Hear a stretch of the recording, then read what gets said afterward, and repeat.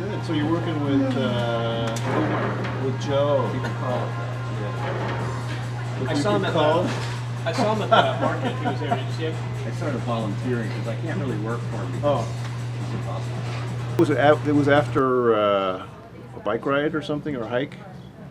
We We were out doing something over Memorial Day weekend. And we came down here to take a shower at the Washworks, which is the shower and laundromat. And we were outside waiting to use the shower, I guess.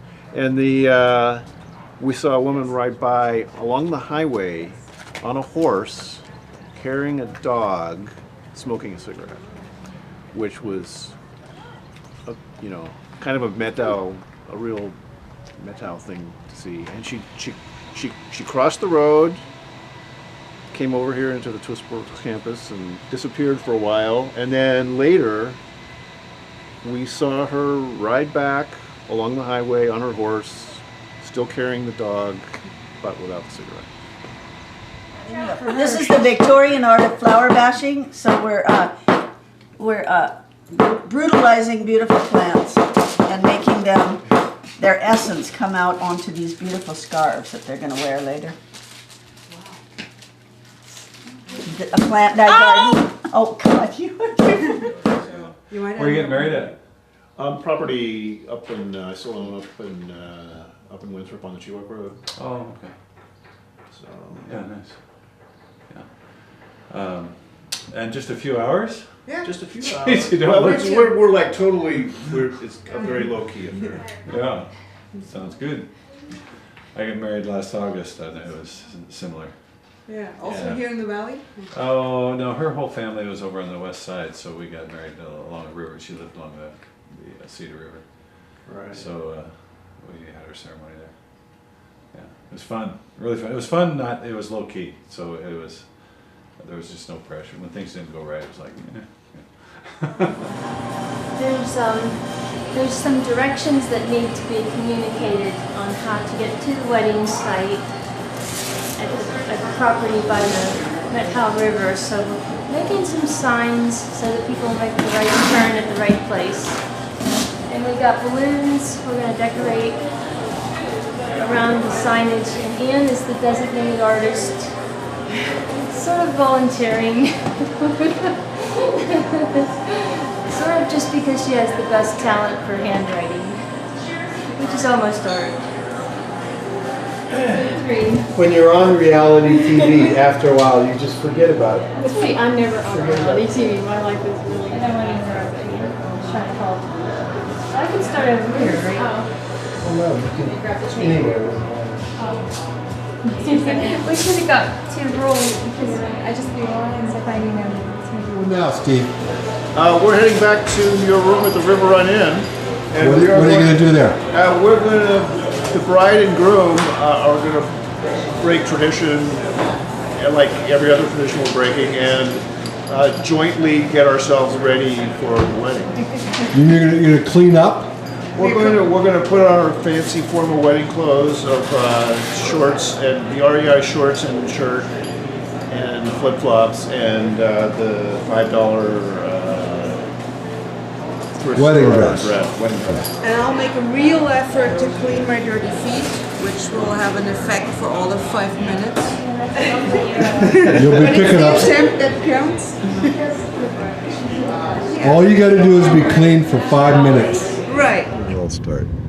Well, I was just looking to do something extra and found a place I could help out once a week to make actually famous Pittsburgh pierogies.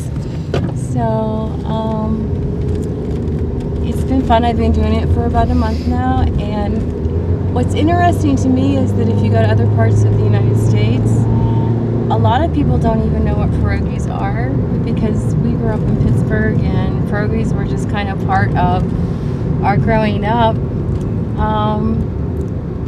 We don't even think about it. So I noticed that today when I was talking to Uli, she didn't even know what a pierogi was, and that's not her fault at all because my son Daniel also, when he went to New Mexico, no one there knew what a pierogi was.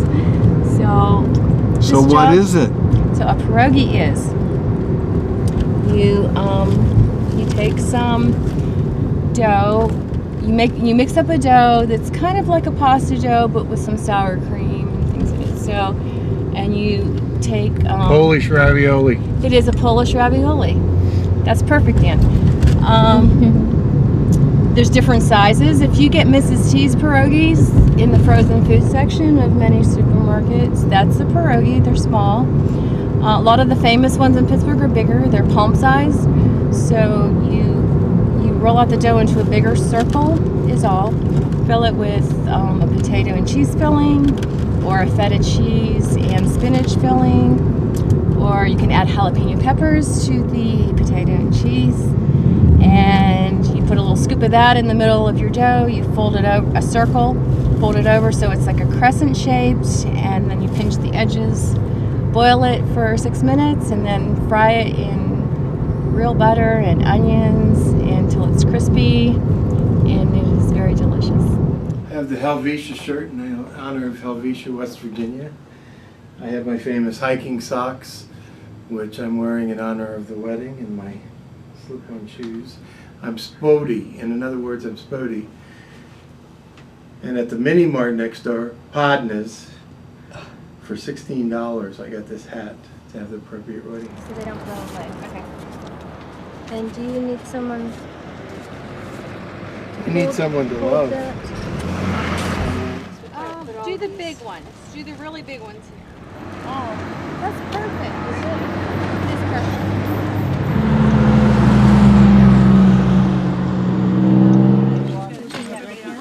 You made it. Go say hi to everyone.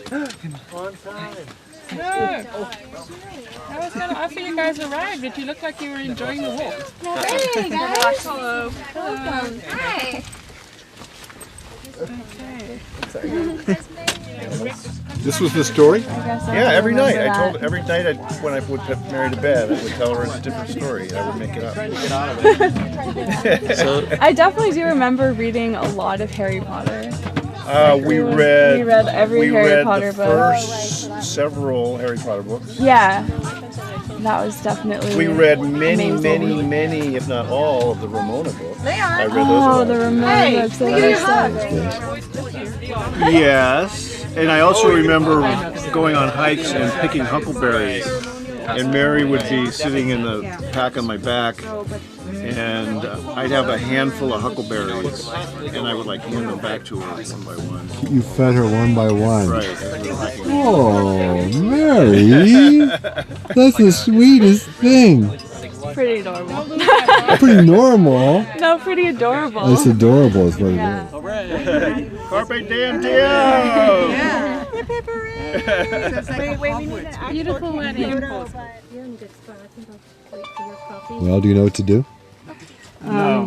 We are somehow supposed to divide this into enough pieces for all people. No. All you're supposed to do is divide it into two pieces and feed each other. Let's cut you guys a piece. Yeah. We need instructions. We didn't read the manual. You get the first chunk. Somehow intertwined. Yeah, you do. It'd be really good if you. Can you do the looping kind of thing? Then I feed myself. I feel like you don't usually maybe intertwine that. Yeah. Okay, so maybe that won't work.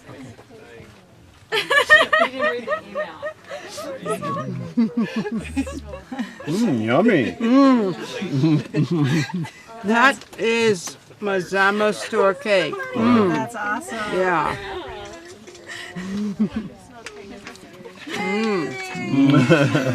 Now that really was a sweet kiss, right? That tasted like chocolate and cream cheese frosting. Well, nothing in the world that I like better than bacon and lettuce and homegrown tomatoes. Up in the morning, out in the garden, pick you a ripe one, don't get a hard one. Plant 'em in the springtime, eat 'em in the summer. All winter without is a culinary bummer. I can forget all about all the sweating and the digging every time I go out and pick me a big one. Homegrown tomatoes, homegrown tomatoes. What would life be without homegrown tomatoes? Only two things that money can't buy: True love and homegrown tomatoes, well, you can go out and eat 'em, that's for sure. But there's nothing a homegrown tomato won't cure. Put 'em in a salad, put 'em in a stew. You can even make your own tomato juice. You can eat 'em with eggs, you can eat 'em with gravy. You can eat 'em with beans, pinto or navy. Put 'em on the side, put 'em in the middle. Homegrown tomatoes on a hot cake griddle. Homegrown tomatoes, homegrown tomatoes. What would life be without homegrown tomatoes? Only two things that money can't buy: true love and homegrown tomatoes.